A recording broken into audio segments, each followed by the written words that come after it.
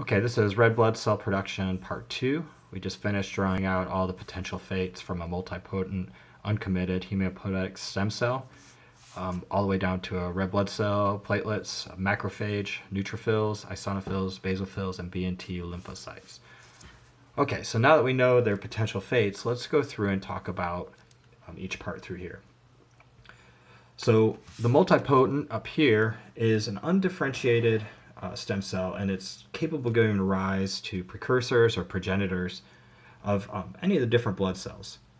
When a multipotent stem cell divides, the first branching yields either bone marrow lymphocyte precursor cells, which are over here, or the red blood cell eosinophil phase branches over here that we've seen down here.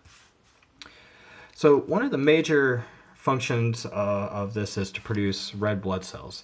And our red blood cells is to carry oxygen to the lungs and carbon dioxide, or carry oxygen from the lungs to our working tissue and carry CO2 to the lungs so that it can be exhaled and removed from our system. Oxygen binds to the iron atoms that are within, that live inside the red blood cell on a protein called hemoglobin.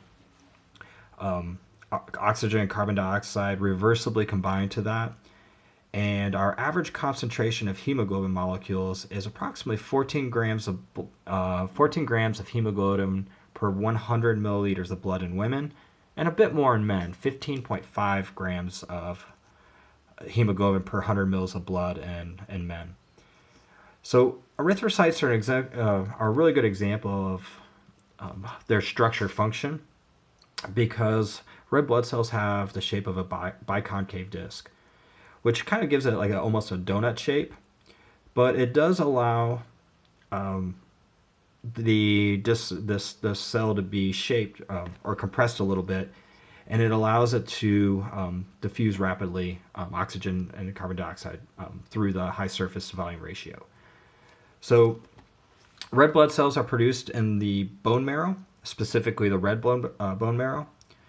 And when this multipotent begins to differentiate, the erythrocyte precursors produce hemoglobin, but they ultimately lose their nuclei and organelles in the machinery for protein synthesis. So young erythrocytes in the bone marrow still contain a few ribosomes, which produce a web-like or reticular structure when we treat it with some stains.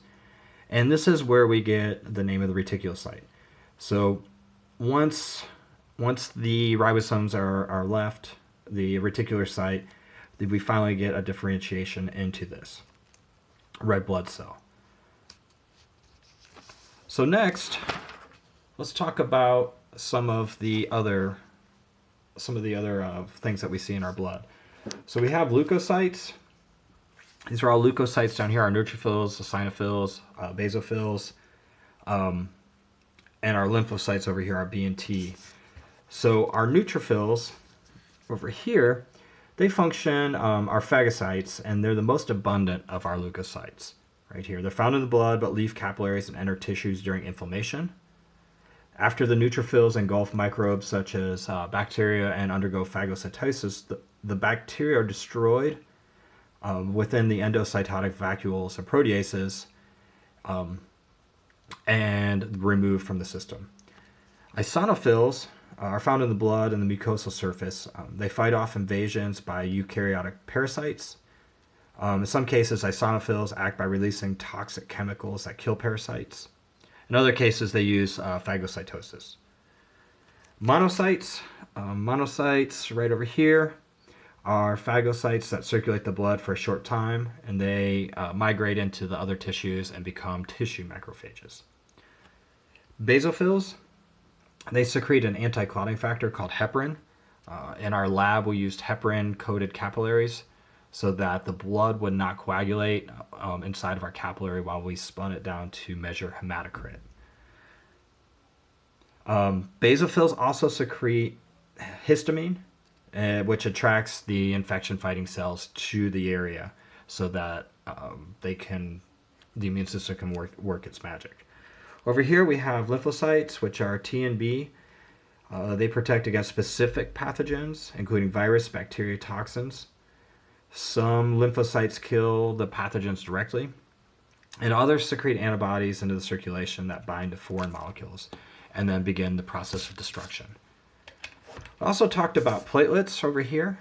Platelets are the circulating colorless non-nucleated cell fragments, and they contain numerous granules, which are much, much smaller than the erythrocytes.